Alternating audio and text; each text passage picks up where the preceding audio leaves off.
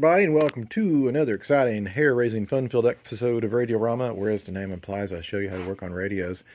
And today we have a mid-50s Zenith radio slash record player combo with a Cobra-matic record player in it.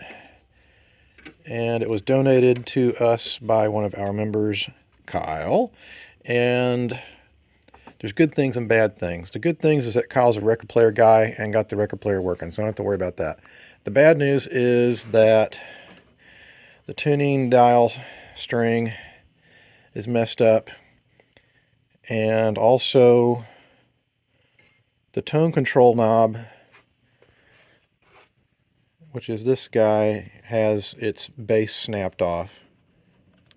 And even though Kyle said that he had that little piece, I don't see it. It's not in the bag. So I may have to be creative as far as making a new mount for that. It doesn't do much, it's just tone. Anyway, I was told that it kind of sort of worked, but without the tuning dial connected or anything, I'm not going to be able to determine the true nature of it. I haven't worked on this particular model before. So I'm gonna have to figure out how to get the chassis out of there. Let's see. And it looks like it's held in from below with some screws. It's got a semi-large speaker in there.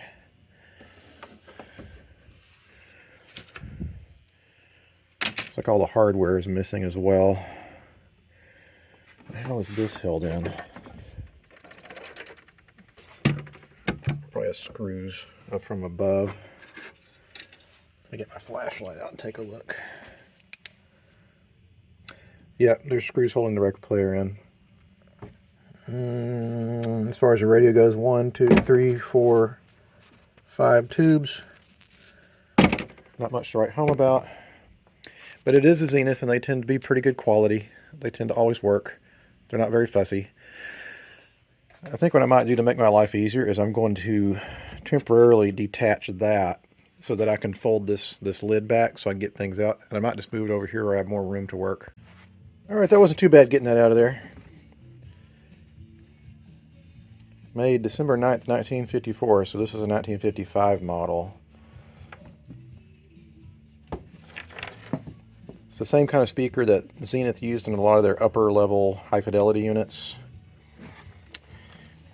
Let's take a look underneath. And as unsurprising, everything here is original. Zenith had a slogan back then, which was quality goes in before the name goes on, and the fact that it's not been worked on, they used better quality components. Likewise, I was able to get the record player out. Wasn't that hard. Basically, it has these little clips, and you point them downward, and then you can lift the whole contraption out.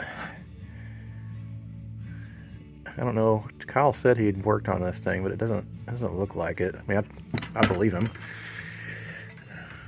But we can set that aside for now. What we need to do is overhaul this chassis. And it has an electrolytic capacitor here with 3 values, an 80, a 40, and a 20 microfarad cap. And they're embossed on the side here, and they have little symbols. There's a square, a triangle, and then an unmarked. Seems like square is always the highest value in these guys. And it is a floating chassis, meaning it's not a true hot chassis. That means that everything is floating in the metal chassis, including, you see the phenolic spacer that the electrolytic is sitting on. Some newbies will make a mistake of thinking that the chassis is ground. It's not. Instead, the ground for this whole set is going through this one cap. That's one side of the AC line for the tube filaments. And so you need to have that there. It's a level of protection that prevents the user from potentially shocking themselves. But that's not the right kind of cap, nor the right value. We need to basically install a safety cap, which is going to be going from ground to that connection, and it's going to be a lower value too. Less potential for for a shock. So it's fairly straightforward. Usually I do start with the caps first, but I think this tuning string thing is kind of annoying me. So I think I'm going to go ahead and fix that so I can get that out of the way. It looks like the one going to the tuning condenser is fine. The one I'm having a problem with is for the indicator. And it looks like we've lost a spring that went there. Or maybe it didn't have a spring. Either way, we'll get that fixed first. Alright, that wasn't too bad. Got that fixed. Now I'm going to do the next thing, which is bothering me, which is fix this knob. The shaft is broken off and missing, but what I'm going to do is I'm going to transplant the shaft off this guy and glue it on here. But what I first need to do is grind that off smooth. Trying something a little bit different this time. I'm going to film from above. Alright, we need to replace the 3 electrolytic capacitors that are in this can here. And there was an 80, a 40, and a 25. So I'm going to install the first one with a 100 microfarad cap rated at 160 volts, then 247s. Doesn't really matter that much what you replace it with, as long as it's at or greater that value, and you can go a little bit under. So it appears that the 80 microfarad cap has only one, well actually, never mind, take that back, has 2 leads. Has a resistor and a line going to the output transformer. Alright. Where's my other player pliers? I like to use more than these. Oh well, figure it out and survive. So, I'm going to pull these 2 leads out so I can get them easier. And then I will strip this one wire. And what I tend to do also, just because it creates more room, is I'll remove the old lug off the electrolytic. And you can see these mounts here for the can, the electrolytic can, that is the ground. So what I'm going to do is I'm going to take this electrolytic, and you get good with this over, because if you do it more and more, it's like kind of approximate the lead dress. You want it to keep it as short as possible.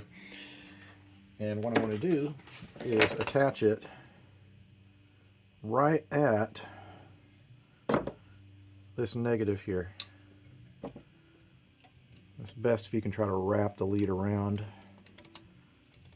the thing.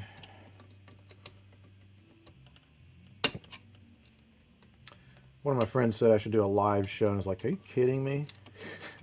People go fall asleep on me. Alright. So now that we have that negative, soldering iron on, or what? No, it's not. It's turned off. Alright, hold on a second, guys. Oof. Okay, now it's on. Geez, you'd think I'd be more prepared for these shows. Now, I'm going to wait for that to get good and hot. These Met cows, they tend to get hot almost immediately.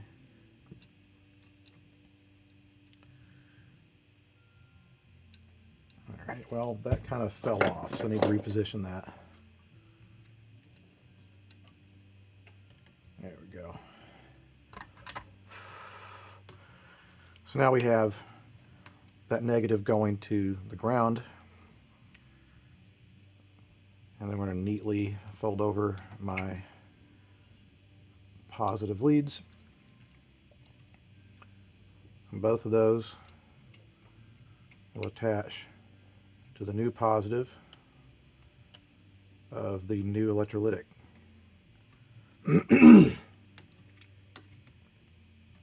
Come on now, behave for the camera. Again, you want to kind of cinch that up. And come with your soldering iron and get it all good and hot. Melt everything. Wait for that to dry. And when it's critical, it's not a bad day to check your leads, make sure they're not going to come loose.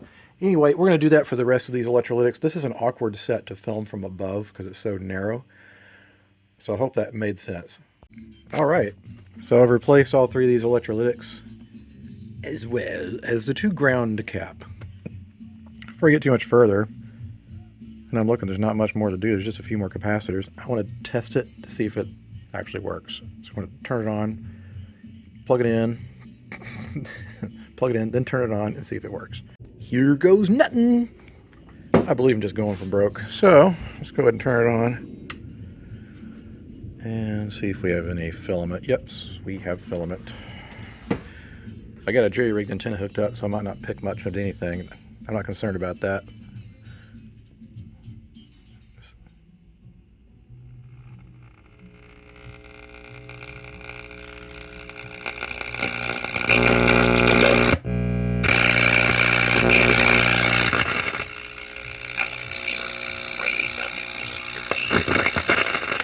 I can see I'm going to have to actually hook up the antenna loop on it to tell if it actually works or not. Many aspects of your life, including your sleep, concentration, work, and relationships. It's time we take BMS off the back burner and let women know it's a real medical condition worth talking about. Right, the U.S. markets. Radio app. Oh, they do not know if Lance is going to be the guy. They do not know if Purdy's going to be able to come back healthy and take another. I find it amazing that people can listen to sports radio all day long like that, but I'm not really a sports person, so whatever. But radio works. I've been working on lots of German sets lately, so I think I'm done with electronics for the night. I think it's now time to work on the cabinet, which is way more fun. All right, next stage is working on the cabinet. And I stress to people all the time when you're working on Bakelite, it's a pretty sensitive finish. There's a lot of folks that'll see something like this and be, oh boy, plastic, I'll scrub it in the bathtub. If you do that, you'll remove the casting, which is the shiny surface. It looks like this one might have already been somewhat clean. It's got that kind of dry appearance to it, but I recently discovered this little toy. And what I use is Car Nuba car wax. I use McGuire's. I'm not sure what all is in it, but it works really well. It's been around for 100 years. And I want to start off on slow. I find with this thing, if you try to use it on high speed, it'll just shoot all over the place. In fact, I discovered it the first time because I got all over my toolbox there. So just take your time. I usually do this at the end of a day working on a set because it requires like no brain power to do this, and it's just relaxing. Welcome to day 2, working on the Zenith. It's a little dusty because I got a new driveway. The original one was cracking and falling apart and sinking. And so, yeah, new driveway. And actually, I widened it. And the sun beating off of it is intense. Woo! All right, so I waxed and cleaned up the cabinet last night. It's looking a lot better. And also finished, no, I didn't finish recapping the chassis. I got it partially recapped. I took out and cleaned and lubricated the changer mechanism. I'm pretty happy about this. I cleverly saved this knob with a glued-on shaft here. You can see it's exactly the same height as the other two. It won't matter because it's up on the 3rd tone control area. I still think I want to oil this up a little bit. Kyle told me that it worked, but it looked to me like the grease is a little old underneath there, so I think it needs a little bit of refreshing. And then I will proceed to get back to the chassis and finish recapping it. And I'm thinking by the end of the evening I'll probably be able to put this fully back together. I was in a rush because I thought we were going to have an antique show in Alameda, but wouldn't you know, it hasn't rained for 2 or 3 weeks. Prior to that, we had rain Armageddon in California, and guess what? It's going to rain on Sunday. Not a lot, just a little bit to ruin the show. So for the 3rd month in a row, we're having to put off the show. Meanwhile, our radio collection that needs to go is piling up. I've lost count. There's probably 130 sets now already. So we're just, whatever. I guess when the spring comes and the rain quits, we'll have plenty of sales opportunities.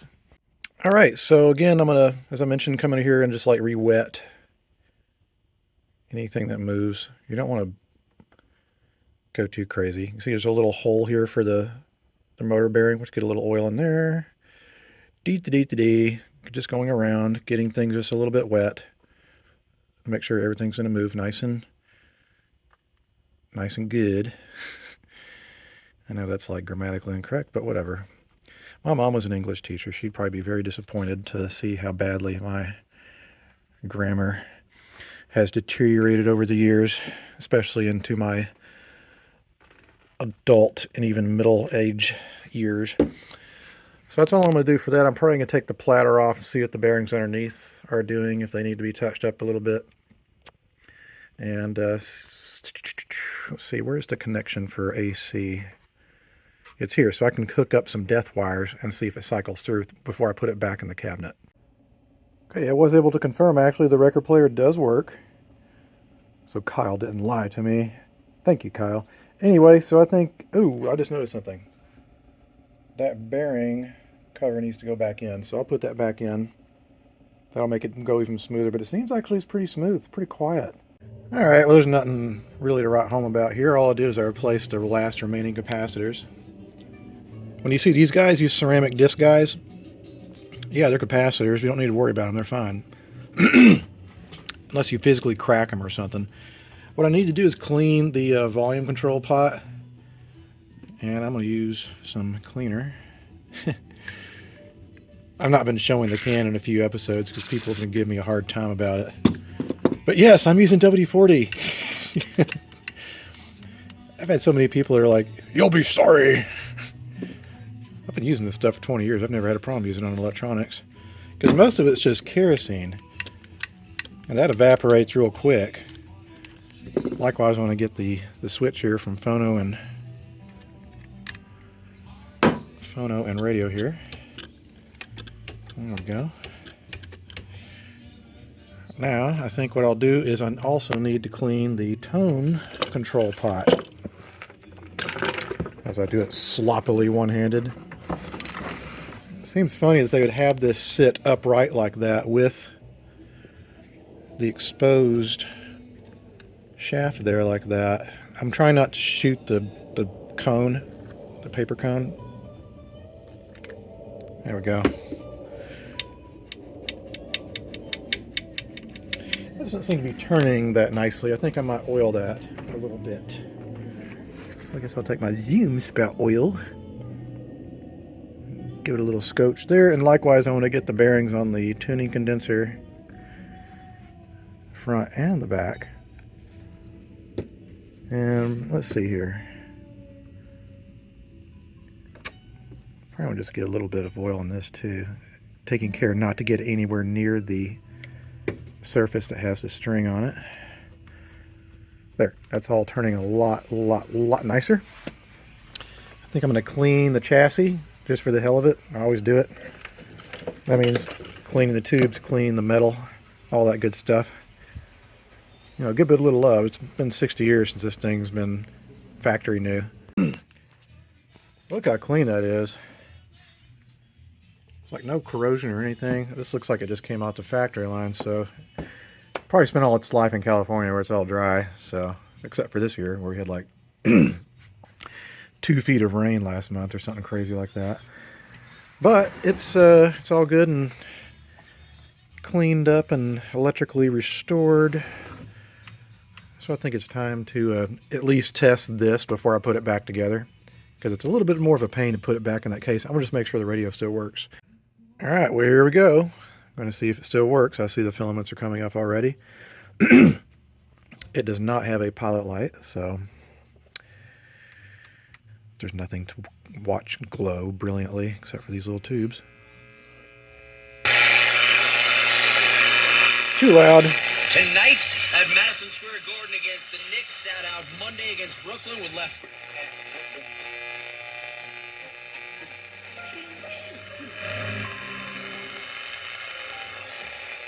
Fading outfits, designer. Very sensitive radio. And Jews as she shares the story of Maria. Hey, Will, and of course, Max. School administration. Someone's want.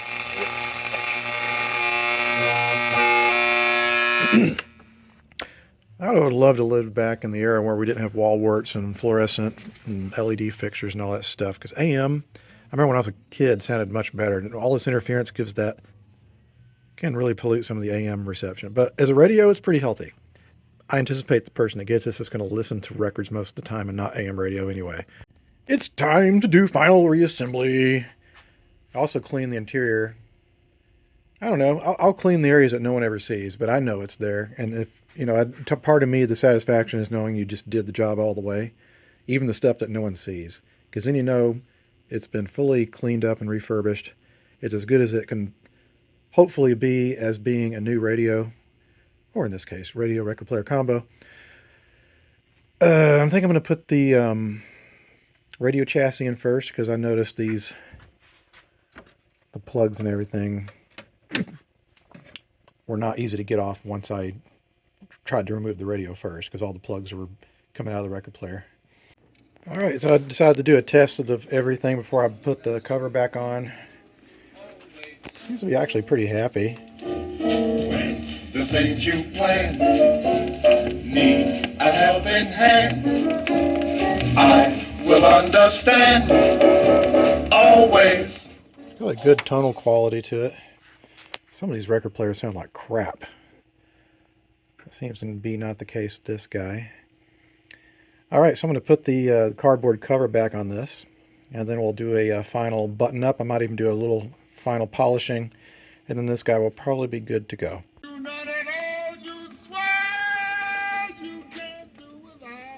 All right, well, she is done. That sounds pretty good, both on record player and on radio. Auto parts where you can get 2, 3, or 4 times. De-escalation and self-defense. In Northern California,